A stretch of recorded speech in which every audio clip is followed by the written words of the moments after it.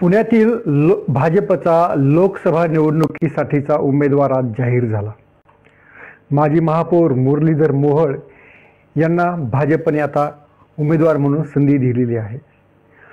त्यांच्या निवडीमागची काय कारणं भाजपने शोधली आहेत किंवा त्यांच्या निवडीसाठी कोणती कारणं प्रभावी ठरली याचा शोध या व्हिडिओमध्ये आज आपण घेणार आहोत। पुण्यातील लोकसभा उमेदवाराचं किंवा पुण्यातील खासदाराचं वैशिष्ट्य असं आहे, गेली काही वर्ष आपण ते सातत्यानं पाहत आहोत की कोणताही खासदार, भाजपचा जो कोणी खासदार आहे तो पुन्हा रिपीट होत नाही। म्हणजे यंदा भाजपचे जे खासदार झाले 1991 मध्ये अण्णा जोशी, ते पुन्हा त्यांना उमेदवारी मिळू शकली नाही। त्यानंतर भाजपचे दुसऱ्यांदा खासदार झालेले प्रदीप रावत हे 1999 मध्ये खासदार झाले, मात्र 2004 मध्ये त्यांना पुन्हा उमेदवारी मिळू शकली नाही। 2014 मध्ये भाजपने अनिल शिरोळे यांना संधी दिली, त्यांना 2019 मध्ये उमेदवारी पुन्हा मिळू शकली नाही। 2019 मध्ये शिरोळेच्या ऐवजी गिरीश बापट हे खासदार झाले, मात्र त्यांचा 2023 मध्ये मृत्यू झाला आणि त्या अर्थानं 2024 मध्ये भाजपला पुन्हा नव्या उमेदवाराचा शोध घ्यावा लागला आणि हा नवा उमेदवाराचा शोध जो आहे तो मुरलीधर मोहोळ यांच्यापाशी येऊन थांबला। तर मोहोळ यांच्या निवडी पाठीमागची कारणं या निमित्तानं आपण शोधणार आहोत। त्यातलं सगळ्यात जे पहिलं कारण आहे त्यांची महापौर असलेली म्हणून कामगिरी आणि त्याही आधी फडणवीस यांनी त्यांना वेळोवेळी दिलेली संधी। पुण्यामध्ये 2017 मध्ये भाजप पहिल्यांदा स्वबळावरती सत्तेवर आली आणि मुरलीधर मोहोळ यांनाच स्थायी समितीचं अध्यक्षपद मिळालं। स्थायी समितीचं अध्यक्षपद हे महापालिकेमध्ये महत्त्वाचं अध्यक्षपद असतं। महापालिकेच्या आर्थिक नाड्या या पदाकडे असतात आणि या पदावरची कामगिरी मोहोळ यांची सरस राहिली आणि त्यामुळे त्यांना लगेचच 1 वर्षाच्या गॅपनंतर पुण्याच्या महापौरपदी संधी मिळाली। या महापौरपदी संधी मिळाल्यानंतर त्याच वेळेस कोरोना आला आणि या कोरोना काळामध्ये विविध उपक्रमांद्वारे आरोग्याच्या सेवेमार्फत महापौर म्हणून मुरलीधर मोहोळ यांनी आपली प्रतिमा चांगल्या रीतीने प्रस्थापित केली। याच काळामध्ये मुरलीधर मोहोळ हे महापौर असताना पंतप्रधान नरेंद्र मोदी यांच्या हस्ते पुणे मेट्रोचं उद्घाटन झालं, पहिल्या टप्प्याचं उद्घाटन झालं। पुणे महापालिकेमध्ये छत्रपती शिवाजी महाराजांचा पुतळा बसवला। या सगळ्या उपक्रमांमुळे महापौर म्हणून मोहोळ हे पुणेकरांसमोर सातत्याने येत राहिले, त्यांची छबी पुणेकरांसमोर सतत राहिली आणि एक गंभीर उमेदवार म्हणून, लोकसभेचा उमेदवार म्हणून त्यांची चर्चा तेव्हापासून सुरू झाली। पक्षानं मग त्यांना राज्याच्या सरचिटणीस पदावरती संधी दिली, निरनिराळ्या पदांवरती त्यांना संधी मिळाली। जे पुण्यामधले जे महत्त्वाचे जे काही नेते फडणवीस यांच्या जवळ होते त्याच्यामध्ये मुरलीधर मोहोळ यांचा नंबर वरती होता आणि त्यांना उमेदवारी मिळण्यामध्ये फडणवीस यांच्या निकट असणं हे त्यांच्या अतिशय पथ्यावर पडलं आणि त्याचा त्यांना उपयोग झाला।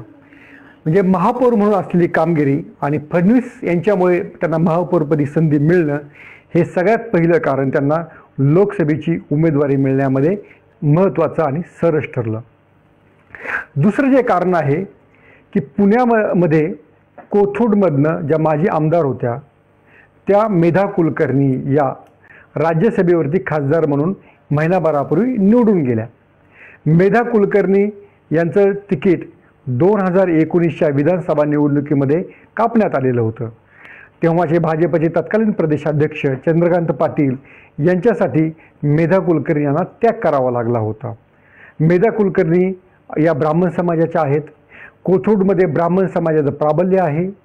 ब्राह्मण समाजाला विधानसभेमध्ये काही मतदारसंघामध्येच प्रतिनिधित्व मिळतं आणि त्याच्यामध्ये कोथरूडचा नंबर पहिला आहे आणि अशा हक्काच्या मतदारसंघावरती भाजपनं ब्राह्मण समाजाला उमेदवारी नाकारली असा एक मेसेज 2019 मध्येच गेलेला होता।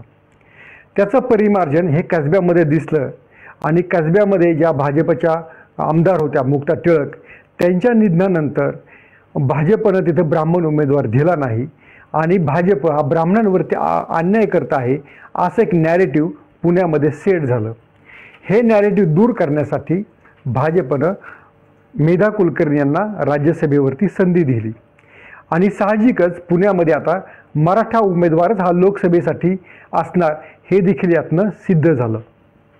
कारण राज्यसभेवरती मेधा कुलकर्णी गेल्यानंतर लोकसभेसाठी पुण्यात कोण उमेदवार निवडायचा, तर साहजिकच आता ब्राह्मण उमेदवाराला संधी मिळणार नाही असा मेसेज गेला आणि जे मराठा उमेदवार भाजपकडे तालेवार होते त्याच्यामध्ये मुरलीधर मोहोळ, जगदीश मुळीक, सिद्धार्थ शिरोळे ही 3 नावे प्रामुख्यानं प्रभावशाली होते. सुनील देवधर जे भाजपचे राष्ट्रीय चिटणीस होते त्यांनी देखील या रिंगणामध्ये आपली हॅट टाकून पाहिली. मात्र मेधा कुलकर्णी यांची ज्या क्षणी राज्यसभेवरती निवड झाली तेव्हाच सुनील देवधर यांची जी इच्छा होती ती फलद्रूप होणार नाही याचे संकेत मिळाले होते. त्यामुळे जे उरलेले उमेदवार होते मोहोळ, मुळीक आणि सिद्धार्थ शिरोळे हे तिघेही मराठा समाजाचे होते आणि यापैकीच कोणाची तरी निवड होईल अशी चर्चा तेव्हा सुरू झालेली होती. मग मुळीक, मोहोळ आणि शिरोळे यांच्यामधनं मोहोळ यांची निवड का झाली? मुळीक हे देखील गेल्या वर्षभरापासून लोकसभेच्या तयारीला लागलेले होते. त्यांनाही फडणवीस यांचे समर्थक म्हणून ओळखलं जातं. फडणवीस यांच्या रूपानं त्यांना सातत्याने राजकीय मदत झाली. 2014मध्ये ते पहिल्यांदा आमदार झाले. 2019मध्ये पराभव झाल्यानंतर देखील पुणे शहराच्या भाजपच्या अध्यक्षपदी त्यांची निवड झाली. त्यांचे बंधू योगेश मुळीक यांना स्थायी समितीचे अध्यक्ष म्हणून संधी मिळाली. मुरलीधर मोहोळ यांनी स्थायी समितीचं अध्यक्षपद सोडल्यानंतर मुळीक यांचे बंधू योगेश मुळीक हे स्थायी समितीचे अध्यक्ष झाले. त्यामुळे मुळीक यांना देखील अपेक्षा होती. मात्र मुळीक यांनी थोडी तयारी उशिरा सुरू केली. मोहोळ यांचा चेहरा तोपर्यंत लोकांपर्यंत पोहोचलेला होता. मोहोळ हेच भाजपचे उमेदवार असतील अशा प्रकारची वातावरण निर्मिती करण्यामध्ये मोहोळ यांनी आधीपासूनच सुरुवात केलेली होती आणि त्याचा फायदा मोहोळ यांना नक्कीच झाला. आणि या स्पर्धेमध्ये मुळीक आणि शिरोळे खरे त्या अर्थानं स्पर्धेत उतरलेले नव्हते, पण मुळीक किंवा मोहोळ यांच्यामधला जर वाद मिटला नाही तर कोण, तर शिरोळे यांचं नाव चर्चेमध्ये आलेलं होतं. मात्र मोहोळ यांनाच पसंती मिळाली. पक्षानं जे काही सर्वे घेतलेले होते त्याच्यामध्ये मोहोळ आघाडीवरती राहिले आणि ज्या सोशल मीडियामधनं जे वेगळे सर्वे होतात, लेट्सअपनं देखील याबाबत सर्वे केलेला होता, तेव्हा मोहोळ यांनाच मोठी पसंती मिळाली होती. याच्यामध्ये चौथं एक नाव होतं, ते नाव होतं संजय काकडे यांचं. हे देखील मराठा आहेत. राज्यसभेचे माजी खासदार म्हणून त्यांनी 2014 ते 2020मध्ये काम केलेलं होतं.